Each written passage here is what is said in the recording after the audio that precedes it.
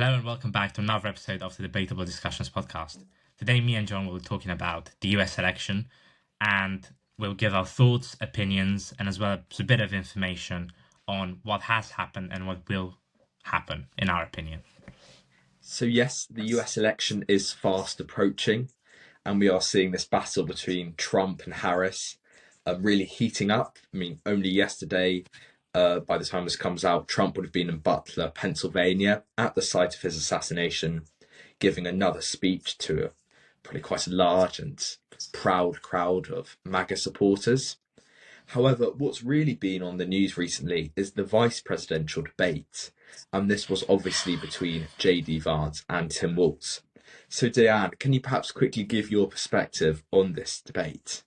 Yeah, so I watched the debate. I thought JD was the clear winner of it.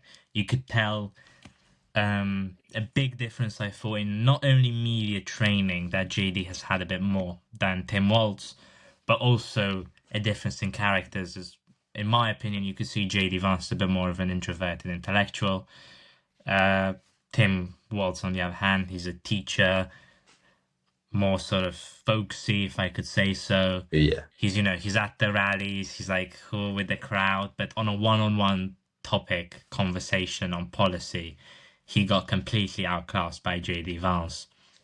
Also, it's very important to note that JD was very different in the debate to how many people expect him to act. So he was very nice. I thought, first of all, I'd like to commend both for having an actual debate and not screaming at each other, "You're the worst." Yeah.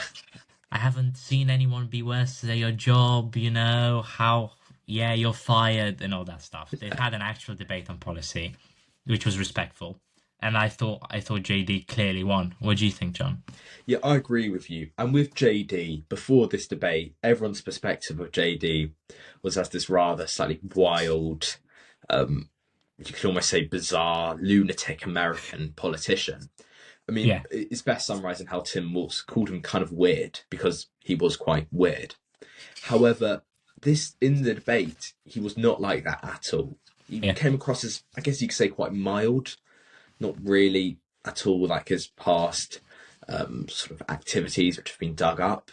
And he came across as a better candidate to Tim Walz. And another quite nice characteristic of this debate, as you mentioned, was these, and I think I saw it, and this is how you could best say it, the cordial clashes between them. With Harris versus Trump, they're fierce clashes. There's little respect. But I think in this debate, I think there was an element more of respect. And yes, there's primarily an element of greater respect, but J.D. Vance did come across as the better candidate, which was to most people's surprise as well. I was expecting it though. I'm gonna have to be fully honest. I think JD today is probably the best debater in American politics. Oh, wow. And to me, that isn't very surprising if you look at his past achievements as being editor of the law editorial at Yale. He's obviously very bright. I think he's one of the more socially awkward intellectuals that you find, but he's definitely a very bright guy. And I also thought, talking about respect, they agreed with each other. They said, I agree with Senator Vance, or I think Tim has the right approach on this. I think he wants to solve the issue, but I don't think Kamala Harris does. Also, what I thought was quite interesting from J.D. Vance was when Tim Walz talked about his son witnessing a shooting. Oh, yes, yeah. I thought that was... I don't know, I'm going to be honest, I don't know if he actually feels sorry or if it just his political instincts came out. But whichever one, brilliant move from a PR perspective, frankly. Yeah, and you just wouldn't see that with Trump versus Harris. There's so much hatred between them, and that element of respect came across quite nicely, as you said there. I think the other characteristic which really came across is just how, in many ways, they showed why the vice president debate really isn't that significant, and that is in how they were attacking each other's running mates, mainly. And that's because whilst the vice president, it can affect the result of the election, at the end of the day, you're voting for a president. And with vice presidents, you either have the active type or you have the inactive type, but the American people don't really know. And in the past, I mean, if you think about it, Kamala's tried to be a bit more of an active vice president, but someone like Mike Pence, I mean, if you voted for Trump because you wanted to vote for Mike Pence, you'd been bitterly disappointed because you never heard from Mike Pence. So at the end of the day, whilst the debate has a bit of significance, the presidential debates are really the ones that matter. Yeah, I agree with that, and I think maybe here there was a bit of a mistake on Kamala Harris's side on not picking Josh Shapiro. I Yeah, thought I thought he was the clear pick for the VP role. I mean, governor of the biggest swing state in the US, very young, dynamic, vibrant, good match for JD Vance. No concerns about age or anything else, frankly. yeah, And I think he would have been a very, very strong opponent in that debate. I thought here we could see that Tim Walz's sort of lack of experience at this level of scrutiny kind of showed. He's very good at the rallies, again, very good with people. But when it comes to high levels of scrutiny on a one on one policy based conversation, he got completely outclassed. yes. Shapiro, as you said, he was the immediate front, like the front runner, basically to be Harris's vice president because, as you just said, then he's young, firstly, but also he is most importantly the governor of Pennsylvania, a huge swing state, and I mean, I've just looked at the results and the forecasting predictions, and the Democrats are just slightly ahead in Pennsylvania. But that margin of victory of win would be so much larger had she had Shapiro's support. So I think for him as well, he will recognise when he sees Tim Walz debate and he sees the results, he'll probably know that he could potentially have done a better job. Yeah, and I think definitely if let's say Trump does end up winning the election, I think the 2028 election will likely be a match between JD Vance and Josh Shapiro. In my opinion, Yeah. at least, they're the two. If Trump wins, they are the two likely candidates who will be carrying on the mantle, as they say. So, moving on now to a bit of a more general outline. Could you tell us, John, a bit about the polls? What are the polls saying? Who's leading? And is anyone leading, or is it too close to call? So yes, the polls at the moment do have Harris narrowly leading over Trump.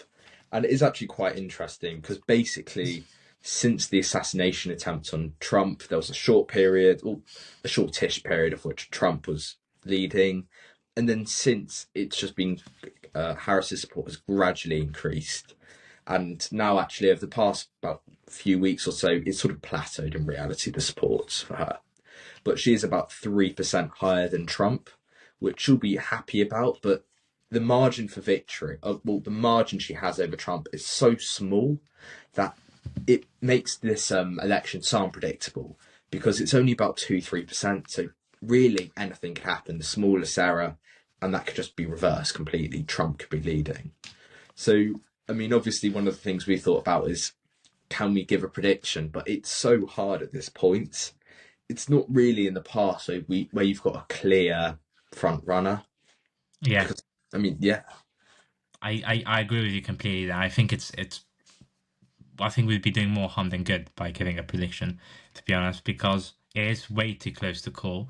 I don't think there's any election in the past in US history that's been this close from the election. I mean, we're very, very close. We're approaching the last sort of 100 meters of the election, if you could say so.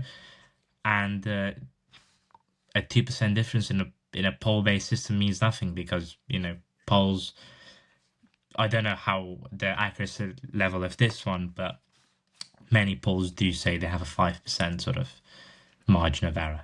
And if yeah, this one follows that sort of margin of error, then it doesn't mean anything. yes. I mean, the only other election that I could really compare with how I think this one will sort of turn out is obviously the Al Gore Yeah, in Bush. 2000. Al Gore Bush. I mean, he was so close. Really, really, he could almost feel it. I mean, he did win the popular vote, but it's not the electoral college. And so I can sort of see this election turning out like that. I think it will be close. However, it's that's from the perspective of this moment. We've got Trump, a very unpredictable person. And we've Indeed. got Kamala, who's is her campaign that great? No. I mean, I don't think so. she talks the most about her weakest issue, foreign policy, and she talks the least about her best issue, which is abortion right now. So I think Yeah. she really needs to change the direction. I think you can see as well that she is a bit inexperienced. Yeah. She hasn't been through an open convention or even the primaries. So, I mean, she has been in the past through the primaries, but it's a bit different when you're actually winning the primaries Yeah. because you get a bit of scrutiny from other candidates and you can work a bit on your positions. I also don't think that it's helping her because, frankly, the past 5 years of Biden, Yeah. 4 years of Biden haven't been fantastic. And she can't really say, well, you're happy with how it's been in the past because it's kind Yeah. of her fault. So, yeah, I think her campaign probably isn't that great. I think she does need to focus more on her abortion policy. And I think, again, Trump is going to battle Pennsylvania. I, for one, think that is going to bring him a bit of support. It's going to revive Yeah. a bit of the Trump cult. But again, it's very unpredictable. We frankly don't know anything about this election because it's one person who's inexperienced and then Yeah. Trump, who's Trump. Yeah. I mean, as you said there, her track record as vice president was just rather dismal. I mean, she failed on immigration. She couldn't really get much policies elsewhere. I mean, she tried hard, but she reaped little success. The other thing, which is obviously a key factor and which we slightly alluded to, is the swing states. So I thought I'd quickly go through how Yeah. all the swing states are looking. So the largest swing state, as we mentioned, is Pennsylvania. So they've got 19 electoral college votes. So it's significant winning it. At the moment, it's the Democrats just slightly winning. However, with Pennsylvania and he's really focusing a lot of effort on and manpower on Pennsylvania. It really could go either way. I mean, it's hard to predict, but I do see it perhaps going slightly towards the Democrats, but the margin of victory either side would be so narrow. I wouldn't be so sure. I think I would actually, depending on the rally in Butler, Pennsylvania, how that goes, I think that could change it completely because Yeah. it's clearly going to bring a big, big, big shift in the Republicans in Pennsylvania. He's going back to that place where, he rose as this Yeah. God-chosen leader, as he would like to claim it. And I, for one, would see the state going red. Yeah, I mean, but by the time of recording this, the rally has happened. I mean, Yeah. so the rally has happened, and the Democrats still are slightly winning after that rally. So that's why I'm more inclined to say them, but it is just such a toss-up that no one knows really. Yeah. But even after the rally, they do have that slight margin of victory, which is favouring them. North Carolina is the second biggest. They're drifting towards the Republicans a little bit more significantly as well. So that's a slight indication of how it will be, but still, the margins of victories are so small. Yeah, and similar sort of thing with Nevada, very small margin of victory. The only swing states where we see perhaps a slightly more dominant performance from either party are in Michigan and Wisconsin. So the Democrats in both of those places are winning by 1.6 points. However, that would just be a direct result of Tim Walz, who is from that Rust Belt area of America. Yeah, no, I definitely agree with the polls on those two. But Yeah. again, Pennsylvania and North Carolina are simply too close to call. I think I would see Pennsylvania going red and the other one going blue. The polls take a complete different. So I think we'll have to see. But it's definitely been a very, very interesting couple of weeks in the election run up. Yeah. So I think now for some closing sort of predictions. Yeah.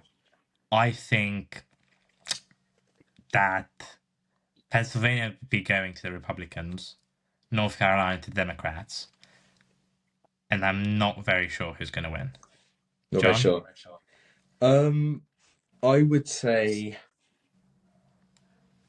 personally, I'd say North Carolina goes Republican.